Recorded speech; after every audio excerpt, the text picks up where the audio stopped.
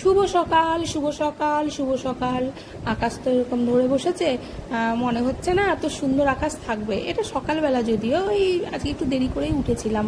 আর চলুন রান্নাটা সেরে নিই। আজকে তেমন কিছু তাড়াহুড়ো নেই, আবার তাড়াহুড়ো আছে যে ঘট বিসর্জন, যে জগদ্ধাত্রী পুজো, ঘট বিসর্জন। আর কদিন থেকে খুব বৃষ্টিতে ভিজছি, তাই আজকে একটু কালো জিরে দিয়ে সর্ষে দিয়ে ডিম করব, ডিমের কষা। আর এদিকে ঢ্যাঁড়স ভাজা, আর মশলাটা রোজের কড়াই আছে, নর্মালি যে ফুলকপি আলুর তরকারি হয় তেমনভাবেই করব। এই যে দুদিকে বসিয়ে দিলাম। টুকু আজকে তাড়াতাড়ি চলে আসছে, টুকু কালকে একটু ওর বিসর্জনে বাবার বাড়ি যাবে, ইচ্ছে আছে। যাই হোক, ডিমটা কি নর্মালভাবে ওই পেঁয়াজ দিয়ে করে, কালো জিরা ফোড়ন দিয়ে যেমন হয় তেমনই নর্মাল মশলা টশলা দিয়ে করে নামানোর সময় একটুখানি ওই সর্ষেটাকে দিয়ে দিলেই হয়। আর আমি সবসময় সর্ষেটাকে ছেঁকেই দিই, তাহলে হয় কি নাকি গ্যাস ট্যাস হয় না, আমি জানি না যদিও, কিন্তু ছেঁকে দিলে এটাও ঠিক যে ছিবড়েটা মুখে পড়ে না। আর মোটামুটিভাবে আমাদের রান্নাবান্না হয়ে গেছে, একবেলার কাজও কমপ্লিট হয়ে গেছে। এখন শুধু আমাদের বেরোনোর অপেক্ষায়। আর মা ছেলে দুজনা মিলে ঠিক করেই নিয়েছি যে আমরা যাব, কারণ ওর বাবার বন্ধু মিলে আগেই চলে গেছে চ্যালেঞ্জের মোড়ে। এখন কথা হচ্ছে আকাশ সঙ্গ দেবে না, আর আমিও জানি আকাশ সঙ্গ দেবে না, তাতে কি বগল দাবা করে দুখানা ছাতা নিয়ে বেরোতে হয়। আর তাই করেছি। আর ছেলেকে বললাম যে তুই রেডি কর নিজেকে, আর এবার বেরোলাম। দেখা যাক এবার কি হয়। কিন্তু বিষয় হচ্ছে নো এন্ট্রি হয়ে গেছে, টোটো করে যাব আমি আর ছেলে। আর মেয়েদের পাড়া পর্যন্ত যাবে, আর রেলগেট থেকে চেঞ্জ করতে হবে টোটোটা। আর আকাশ তো দেখেই মনে হচ্ছে এখন কি দাঁড়ানোর সময় পাবো কি পাবো না, ওই একটা প্রবলেম। আর মেয়েদের পাড়া পর্যন্ত এসে এই ঠাকুরটাকে দেখে মনে হলো যেন যাই একটু দেখে আসি। এই তো প্যান্ডেল, ঠাকুর, এত সাজসজ্জা, এত কিছু যে সব কিছু একটি বছরের জন্য আবার দাঁড়িয়ে যাবে, সব পড়ে থাকবে শুধুই স্মৃতি আর স্মৃতি। এখন এই কটা দিন আর মিস করা যাবে না। দেখেছেন কেমন ভিড়? ওরে বাবা, ভিড় কাকে বলে! মানুষ বৃষ্টিতে বলে বেরোয় না। আর এই যে সেই ঘট, এটাকে সুন্দর করে রেডি করে সব বেরিয়েছে। আর এই ঘটটা বিসর্জনের জন্যই বিভিন্ন রকম কার্টুন, বিভিন্ন রকম থিম, অনেক রকম সাজসজ্জা হয় এই বিষয়টা নিয়ে। তবে হ্যাঁ, আমি কিন্তু এই ঘট বিসর্জনটা গত 4 থেকে 5 বছর থেকেই দেখছি, কিন্তু তার আগে যে 15টা বছর আমি দেখিনি। তবে শুনেছি নাকি এর থেকেও নাকি আগে আরও বেশি ভালো হতো, দিন দিন কমে যাচ্ছে সব কিছুই। কিন্তু সবাই বলে কমে যাচ্ছে, আমি তো দেখছি না কমে যাচ্ছে। লোকের ভিড় তো যেই সেই সবই রয়েছে, কোনটা বাকি আছে? এটা মহাভারত থেকে কিছু থিম করা হয়েছিল পরপরভাবে, আর প্রত্যেকটা থিমই না দেখার মতো, কিন্তু এতটুকুই ভিড় হয়ে আছে যে দেখবো, দেখার মতো নয়ও।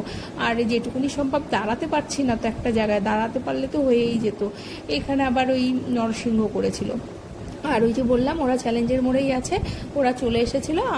ওরা আবার ইয়ার্কি মেরে বললো যে আমরা দেখেছো সবাই ব্ল্যাক ব্ল্যাক পরে আছি। যাই হোক, আমি গ্রিন পরেছিলাম। আর কত সুন্দরভাবে ঘরটাকে নিয়ে যাচ্ছে দেখুন। কারণ আছে এটারও, মাকে যেমন সুন্দরভাবে আমরা এই যে একটা বছরের প্রস্তুতি নিয়ে সব সুন্দরভাবে আসে, সব বৃষ্টিতে জল তো ঢালবেই অবশ্যই, তারপরেও এত সুন্দরভাবে আসছে, সেখানে দাঁড়িয়ে মাকে সুন্দরভাবে বিদায় দেওয়াটাও তো আমাদের কাজ, তাই না? মা সারাটা দিন থেকে এত সুন্দরভাবে থাকবে, গত 4টে দিন আমাদের জন্য এত কিছু দিয়েছে, এত কিছু মন এত সুন্দর করে রেখেছে আমাদের, কিন্তু সেই মা আজকে চলে যাচ্ছে। হ্যাঁ, ভারাক্রান্ত মনটি তো, তাতে কি হয়েছে? আর ওই যে ওগুলোকে দেখলাম না, ওগুলো এক্ষুনি যাচ্ছে। আর দেখেছেন ঘরটাকে কত সুন্দর করে সব সাজুগুজু করে নিয়ে যাচ্ছে। আমার মনে হচ্ছে বৃষ্টি তো, তার জন্য হয়তো এবার একটু কম আছে। ঢাকের আওয়াজে কৃষ্ণনগরে থাকার মতো নয়, যেখানে যাচ্ছি সেখানটাই যেন ঢাকের আওয়াজ আর ঢাকের আওয়াজে। এই বিষয়টা না খুব ভালো লাগে, যে ঢাক বাজছে জোরে জোরে, তারপরে বিভিন্ন রকমের বাজনা, ব্যাংপাটি, ব্যঞ্জন। আর এই ঘট বিসর্জন দিতে গিয়ে এত কিছু। আর এই ঘট বিসর্জন মোটামুটিভাবে 6টার মধ্যেই শেষ হয়ে গেছিলো। তারপরে আর নিজের একটু রেস্টের ব্যাপার আছে তো, কারণ বিসর্জন তো নয়, বিসর্জন মানে হচ্ছে নাচানাচি। আর একটু সময় দিয়ে ওরা ঠিক 10টার পর থেকে আবার শুরু করবে ঠাকুর বিসর্জনের। তো এত রাতে তো যাওয়া সম্ভব না, আমি আর ছেলে ঠিক করেছি সকালবেলা করে যাব। আর দেখুন কি সুন্দর নাচছে, এই নাচগুলো দেখার জন্যই আসে, এগুলো না একসাথে পাওয়া যায় না। এগুলো আমি দেখেছি এই জগদ্ধাত্রী পুজো উপলক্ষেই আসে। আমাদের কৃষ্ণনগরে কার্নিভাল কিন্তু খুব একটা হয় না। আর এই দুখানা সৈন্য তৈরি আমাদের কৃষ্ণনগর বলে কথা, সেখানে সৈন্য না থাকলে হয়। যাই হোক, পাহারা কিন্তু ভালোই চলছে, আর এখানে মোটু পাতলুও চলছে। তারপরে তো নাচ থেকে থেকে যা হয় সব কিছু না তুলে ধরতে পারছি না, কপিরাইটের ব্যাপার আছে শুনেছি, কারণ আমি তো নতুন করছি। আর এই দেখতে দেখতে ওপর থেকে শুরু হয়ে গেল। এখন মা কান্না করছেন নাকি বৃষ্টি এই অবস্থা শুরু করে দিয়েছে বলা বড়ই দায়।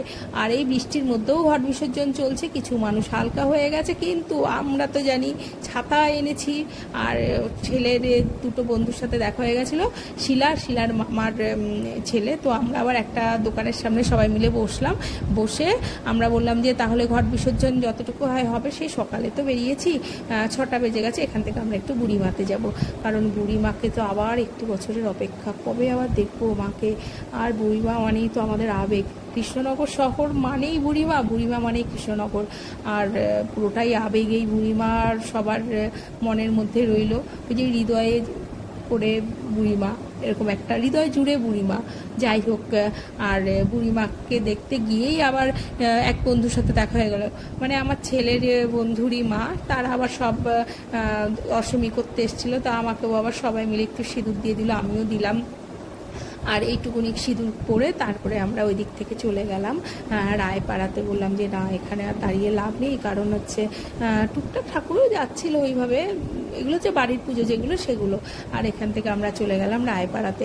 আর রায়পাড়ার ঠাকুরটা তো মানে ওই আর কি প্যান্ডেল অর্ধেক খুলেই ফেলেছে। আমরা কিন্তু স্বীকৃতিতেও গেছিলাম, স্বীকৃতির প্যান্ডেলও দেখলাম যে হাফ খুলে ফেলেছে। এখন কি করা যাবে, পুজো শেষ, আর এইটুকুনি এই যে মোটামুটিভাবে সবই খুলে ফেলেছে।